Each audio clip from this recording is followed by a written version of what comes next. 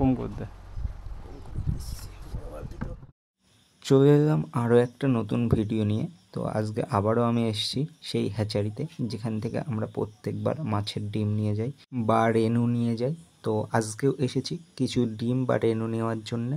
তো আগের চাওয়ানের মাছ আমাদের উঠে গেছে, তারপরে সেম পুকুরেই আবারও এই চাওয়ানের ডিম বা রেনু আমরা ছাড়বো। তার জন্যে আজকে চলে এসেছি। সামনে যে দুটো চেম্বার দেখা যাচ্ছে, এখানেই কিন্তু মাছের ডিম বা রেনু রয়েছে।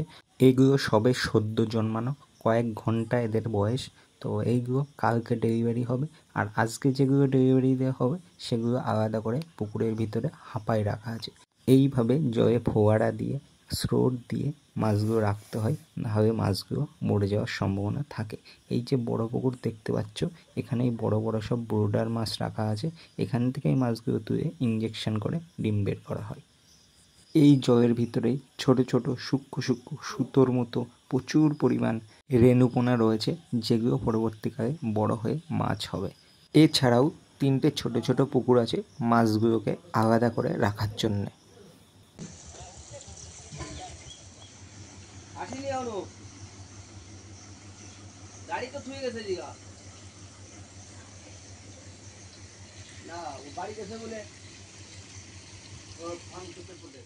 তারপর আমাদের জল রেডি করার কাজ শুরু হয়ে গেল। আমাদের একটা ইঞ্জিন ভ্যান যাবে 3টে ব্যারেল নিয়ে। তো আমাদের 3টে ব্যারেলে জল রেডি হলো, আর আমাদের সাথে আর দুটো টোটো এসেছিলো, ওদেরও আজকে ডিম ডেলিভারি ছিল, ওদেরও জল একসাথেই রেডি হলো।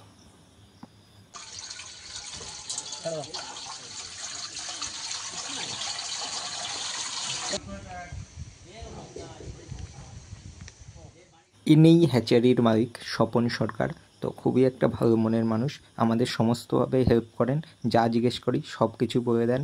এখানে আমরা আমাদের পেমেন্টটা করে আমাদের বিলটা রেডি করে নিলাম। ঠিক তার পরপরই আমাদের মাছ ডেলিভারির কাজ শুরু হলো।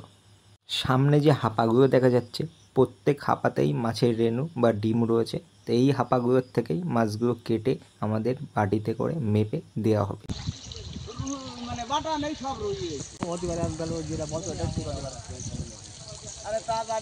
আমিও বলতে পারবো না, কিন্তু আমার কাছে ফোন আইছে, সকালেই ফোন আইছে। আমি তাহলে আমার নিজের দাদা ফোন করেছে তার কাছে থেকে, বুঝলি।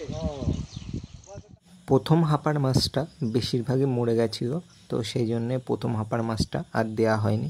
তারপরে অন্য আর একটা হাঁপা খোলা হলো, এই হাঁপার থেকেই আমাদের মাছটা প্রথমে ডেলিভারি দেওয়া হলো।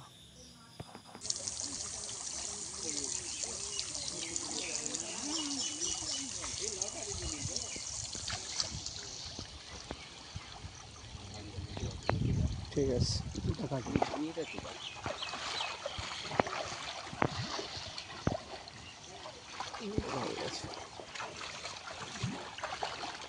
এটা কি বাটা?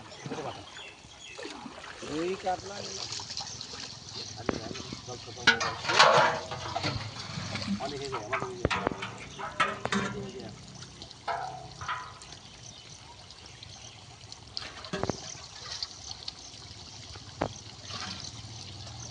এটা ডিম একদম ফ্রেশ।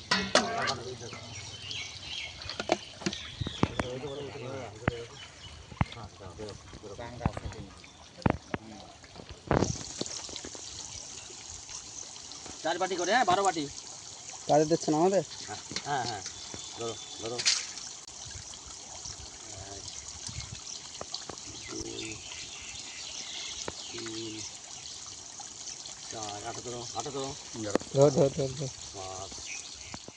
টোটালি আমরা এখানে 12 বাটি ডিম নিয়েছি, আর এই 12 বাটি ডিমের 12 বাটিই কিন্তু বাটার ডিম নিয়েছি।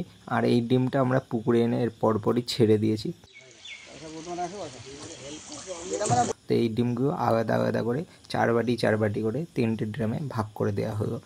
ঠিক তার পরপরই আমাদের ইঞ্জিন ভ্যান ডিমগুলো নিয়ে রওনা হলো। এখান থেকে আমাদের বাড়ির দূরত্ব মোটামুটি 20 কিলোমিটার। লোকেশনটা আরনঘাটা শিকরা। তো গুগল ম্যাপের লোকেশন আমি ডেসক্রিপশনে দিয়ে দেবো, ওখান থেকে চেক করে নিতে পারবে। এই দেখো আমাদের মাছের বিল, আমরা এই কত টাকার মাছ এনেছি, আর কন্ট্যাক্ট নাম্বার ওপরে দেওয়া আছে। আরনঘাটা নদিয়া সরকার হ্যাচারি। এনার নাম স্বপন সরকার। বেশি কিছু জানতে চাইলে এনার কাছে ফোন করে সমস্ত তথ্য জানতে পারো।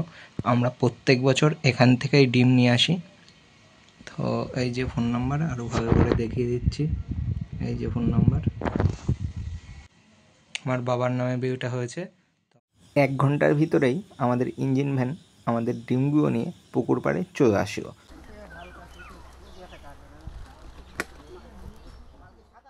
ক্যামেরাতে সঠিকভাবে দেখাতে পাচ্ছি না, কিন্তু এই ড্রামে যে কালো কালো জিনিসগুলো দেখছো এগুলোই সেই মাছের রেণু, আর এগুলোই 1 মাস 1.5 মাস পরে বড় বড় মাছ হবে।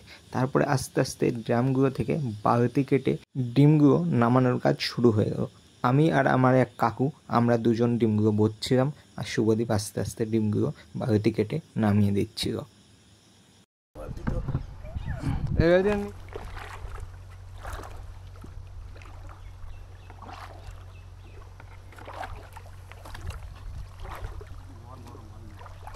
জল জল নিচে ঠান্ডা বের করতে জল তেমন গরম হয়েছে।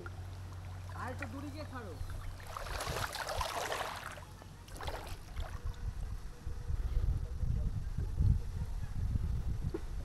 বালতির সাইডে মার্কের ভিতরে যে সূক্ষ্ম কালো কালো দেখা যাচ্ছে এগুলোই মাছের রেণু, আর এগুলোই কিন্তু আমরা বড় করে বিক্রি করব।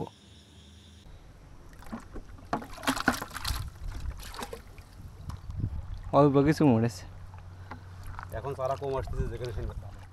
এবার আমাদের পুকুরে বৃষ্টির কারণে একদিনে প্রায় 2-3 হাত জল বেড়ে গেছে, সাইডের জল নেমেছিল তার জন্যে, সেই জন্য সাইডের ঘাসগুলো কাটতে পারেনি। এই ঘাসগুলোর কারণে আমাদের প্রচুর অসুবিধা হয়েছে। অল্প অল্প করে কিছুক্ষণ জল বালতিতে করে নামানোর পরে ড্রামে যখন অল্প জল ছিল তখনই ড্রামটা ধরে আমরা নিয়ে চলে আসলাম, আর তারপরে আমি মধ্যেখানে গিয়ে ড্রামটা উল্টে যে কটা মাছ ছিল বা রেণু ছিল সবই আমি ছেড়ে দিলাম। এই মাছগুলো কতদিনে কেমন বড় হলো, কিভাবে কি খেতে দিলাম, কিভাবে কি করলাম সবই কিন্তু আলাদাভাবে ভিডিও বানানো আছে, তোমরা দেখতে চেয়ে দেখতে পারো। আই বাটনে আর এন্ড স্ক্রিনে দিয়ে দেবো, ওখান থেকে দেখে নিতে পারবে। আর এই মাছগুলোর আপডেট যদি দেখতে চাও তাহলে অবশ্যই কমেন্টে জানিও। আর এই পুকুরে প্রচুর জল হয়ে গেছে, এখন প্রায় 2-3 মানুষ জল হয়ে গেছে, তো এই পুকুরে জাল টেনে মাছগুলো তোলাও এখন কষ্টকর। তারপরেও তোমরা যদি জানতে চাও অবশ্যই এই মাছগুলো ধরে তোমাদের দেখাবো। এখানে মাছগুলো ছেড়ে ড্রামটা ভালোভাবে 2-3 বার ধুয়ে নিলাম, কারণ ড্রামের গায়ে সূক্ষ্ম রেণুগুলো অনেক সময় লেগে থাকে। তো ড্রামগুলো ধুয়ে তারপরে আমি ড্রামটা ওপরে তুলে দিলাম।